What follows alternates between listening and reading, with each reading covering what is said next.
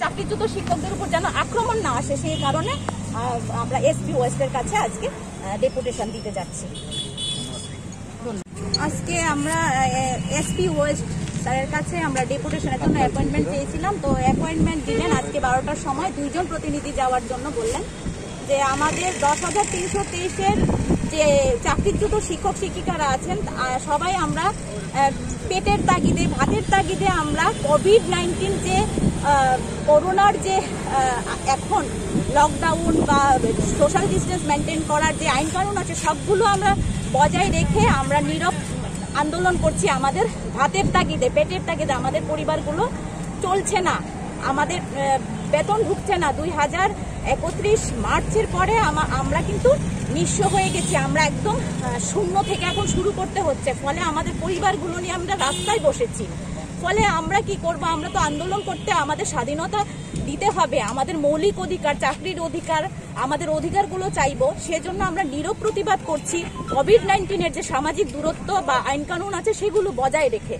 তো আমাদের 2জন 10,323-এর প্রতিনিধি যারা আমরা একসঙ্গে আন্দোলন করি চাকরি ফিরে পাওয়ার জন্য, একজন হচ্ছেন রানীর বাজারের বাসিন্দা আমাদের শিক্ষক নেতা চয়ন সাহার বাড়িতে গত 14 জুন রাত্রে 1টা থেকে 1:30টা নাগাদ কিছু দুষ্কৃতীরা দরজা ভাঙার চেষ্টা করেছে, লাঠি টাঠি দিয়েছে এবং হইচই করেছে, বকাবাদ্য করেছে, খুব মুখ খারাপ করে গালিগালাজ করেছে যে এইসব আন্দোলন ফান্দোলন করলে খুব খারাপ হবে, যেন না যায়।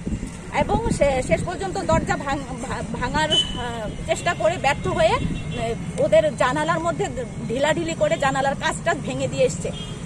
তারপর 15ই জুন ভাস্কর দেব আমাদের আরেকজন 10,323-এর শিক্ষক আন্দোলনকারী শিক্ষক নেতা ভাস্কর দেব, তার বাড়িতে 80 থেকে 90 জনের একটা বাইক র্যালি গেছে বাড়িতে।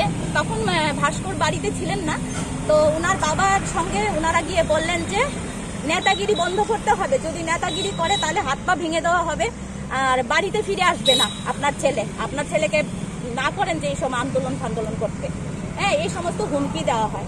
তারপর আমরা সবাই যারা এই পেটের তাগিদে আন্দোলন করছে আমরা সবাই 40 জনের মতো আমরা ভাস্কর স্যারের বাড়িতে এবং চয়ন স্যারের বাড়িতেও আমরা যাই, গিয়ে আক্রমণ হয়েছে বা ওদের বাড়িতে পরিবারের সঙ্গে কথা বলি, ওনাদের একটু আশ্বস্ত করার চেষ্টা করি যে আমরা সবাই একসাথে আছি, এটা আমরা অন্যায় করছি না, আমরা পেটের তাগিদে লড়াই করছি, এটা আপনারা ভয় পাবেন না, আমরা সবাই একজোট হয়ে কাজ করছি আমাদের সঙ্গে।